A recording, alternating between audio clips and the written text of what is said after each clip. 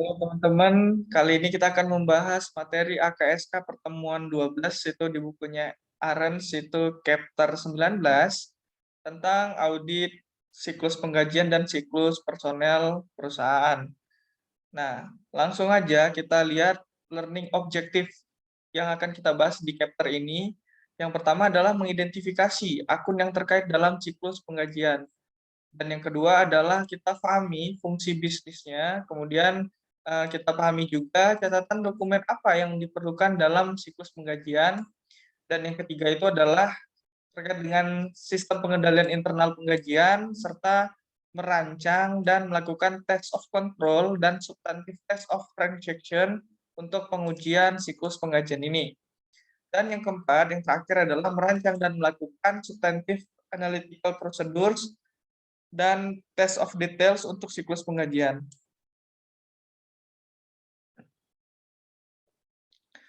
Nah, di sini ada dua learning objektif ya, kita pisah.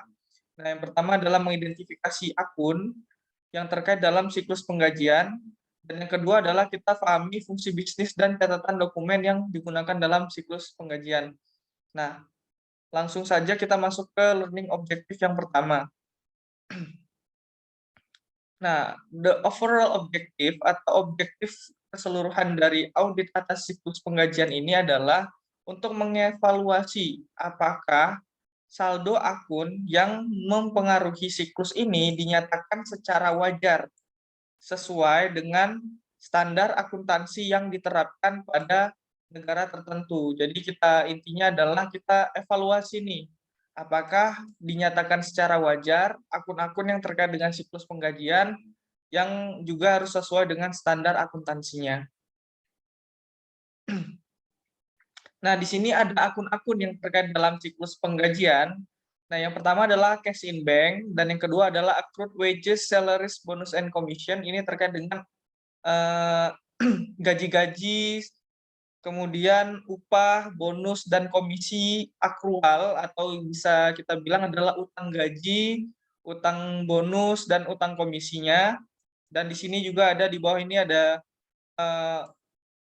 potongan ya, potongan atas income taxes dan other deduction. Misalkan ini other deduction-nya adalah iuran BPJS ya, bisa BPJS tenaga kerjaan atau BPJS kesehatan ya, atau iuran-iuran asuransi lainnya.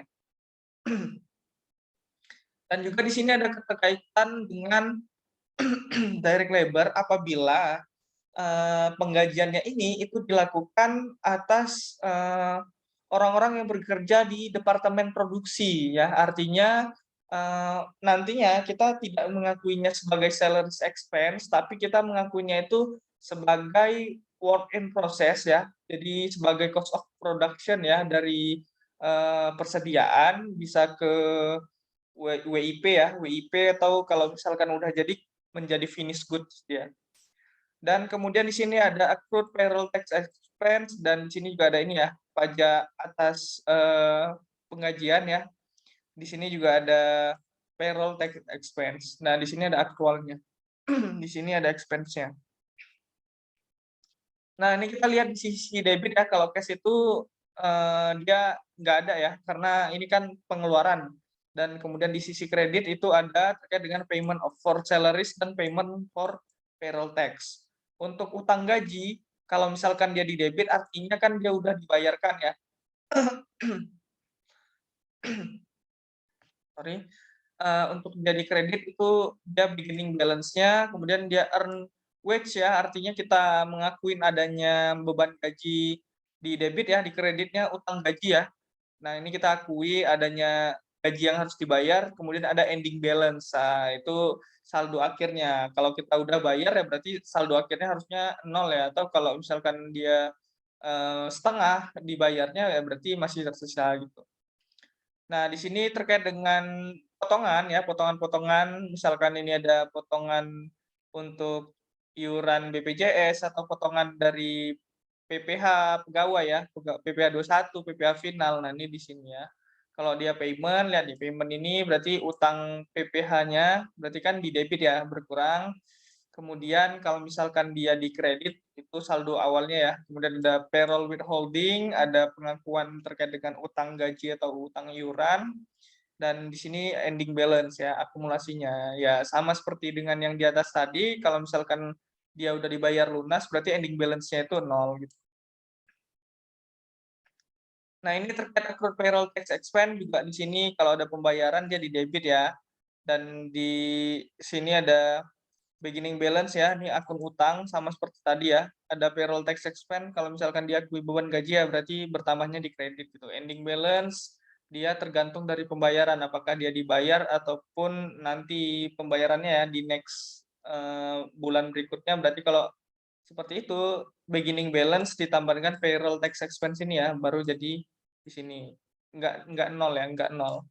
Tapi kalau misalkan dia dibayar di bulan berjalan gitu dan pembayarannya full berarti ending balance-nya itu 0. Nah, di sini ada tabel ya terkait dengan kelas transaksi, kemudian ada akun-akun apa saja, ada fungsi dari bisnis dan ada catatan atau dokumen yang diperlukan. Nah, di sini contohnya ada kelasnya itu ya pasti di sini terkait dengan penggajian, kemudian akunnya apa? Nah, misalkan ini ada kas terkait dengan payroll ya, kemudian ada seluruh expense terkait penggajian, kemudian ada seluruh potongan ya, akun-akun misalkan utang BPJS, utang pajak gitu ya. Jadi terkait dengan potongan utang pajak atau iuran BPJS dan di sini juga ada ini ya sama ya. Di sini terkait dengan akun-akun akrual lainnya. Nah, di sini ada bisnis function-nya ya, business functions-nya. Misalkan di sini ada human resource and employment, kemudian ada timekeeping and payroll preparation, kemudian ada payment of payroll dan ada preparation of payroll tax returns and payment of tax. Nah, kita lihat dulu yang paling atas ini ya. Nah, untuk human resource and employment itu dokumen yang diperlukan ya di bagian itu adalah misalnya di sini ada human resource records ya, ada catatan terkait dengan pegawainya, misalkan ya daftar nama pegawai, statusnya dan jabatannya. Nah, itu ada di human resource records ini. Kemudian ada deduction authorization form ya. Di sini ada formulir otorisasi pengurangan misalkan untuk apa ya? Pengurangan iuran ya, misalkan dari gaji-gajinya, daftar gaji kotornya, itu ada deduction-nya ya. Kalau misalkan gaji kotor kan berarti sebelum pengurangan, kalau ada gaji neto berarti udah dikurangi dengan withholding tadi ya. Misalkan ada tax atau iuran BPJS misalnya seperti itu. Dan ini juga ada formulir terkait dengan otorisasi rate-nya ya, tingkat berapa sih potongannya tadi gitu.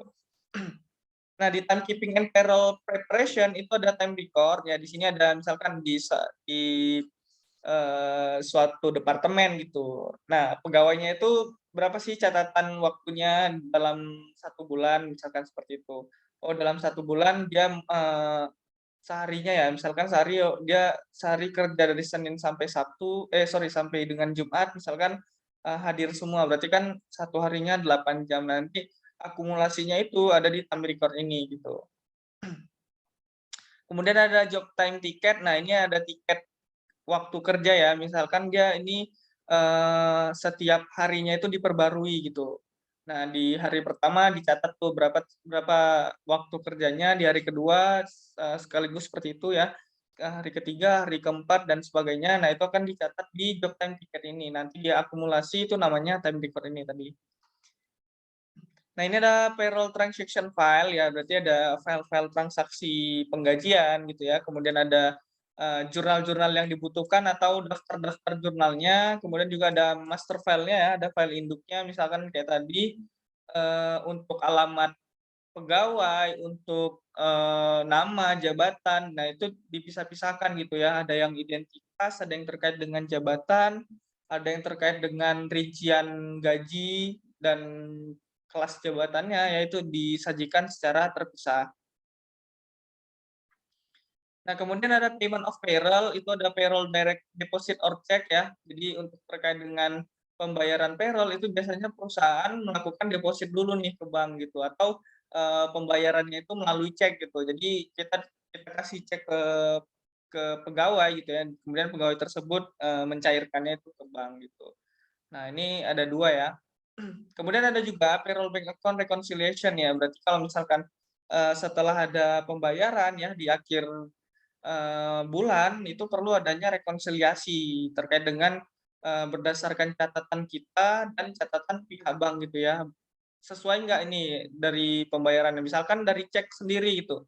Nah, menurut catatan kita itu kita udah melakukan pengkreditan cash gitu ya. Kita melakukan kredit cash karena ceknya itu berkurang padahal di bank itu belum ada pencairan cek gitu kan. Nah, perlu ada rekonsiliasi nih antara catatan bank ya. Benar nggak ceknya itu ada dikurangkan sama bank ya akibat ada pencairan dari pegawai. Nah, kalau di catatan buku mungkin kita udah melakukan kredit atas cash ya, atas atas cek ya, cash cash cash or equivalent lah ya, equivalent cash ya, yang setara kas lah gitu ya. Nah, kita udah melakukan seperti itu. Nah, kemudian ada preparation of payroll tax return ya, ada penyiapan atas pengembalian pajak penggajian dan juga ada payment of taxes-nya, ada pembayaran pajaknya gitu ya. Nah, ini misalkan dari W2 form ya, kalau misalkan di apa nih, di luar negeri ya, jadi pakai formulir W2.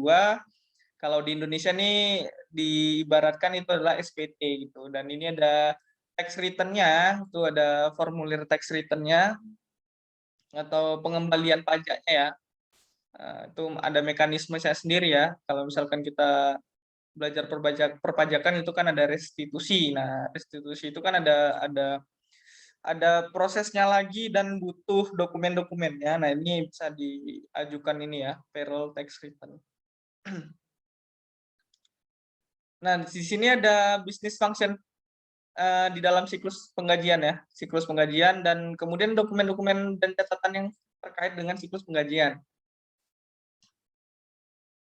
Nah, the payroll and personnel cycle itu pertama kali adalah tahapannya itu adalah pertama dari klien atau perusahaan ini tentu dia melakukan hiring employee ya. Dia melakukan sewa atau dia mencari lah ya, kita merekrut pegawai-pegawai baru ya. Kemudian dia bekerja ya, memenuhi kewajibannya dan kewajiban kita sebagai perusahaan adalah membayar mereka gitu, membayar mereka sesuai dengan apa yang mereka berikan kepada kita ya di perform ya ya sesuai dengan apa yang mereka lakukan ya kewajibannya itu. Jadi kita berhak untuk membayarnya.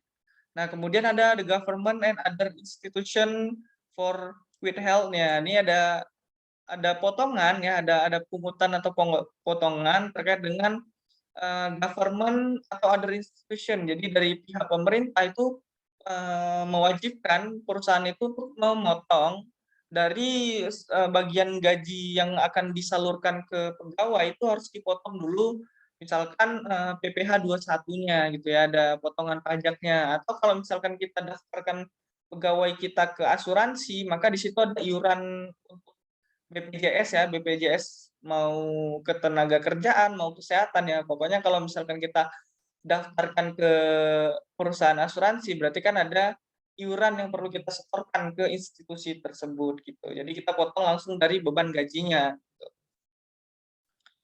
Nah, ini ada 4 fungsi bisnis dan jenis dalam sebuah jenis ini ya, penggajian dan personal cycle itu include ya, nih ada 4 fungsi bisnisnya. Yang pertama adalah tadi yang kita bahas ada human resource, kemudian ada timekeeping and payroll preparation, ada payment of payroll dan preparation of payroll tax return dan payment of taxes-nya nih tadi di dalam tabel ini. Nah, oke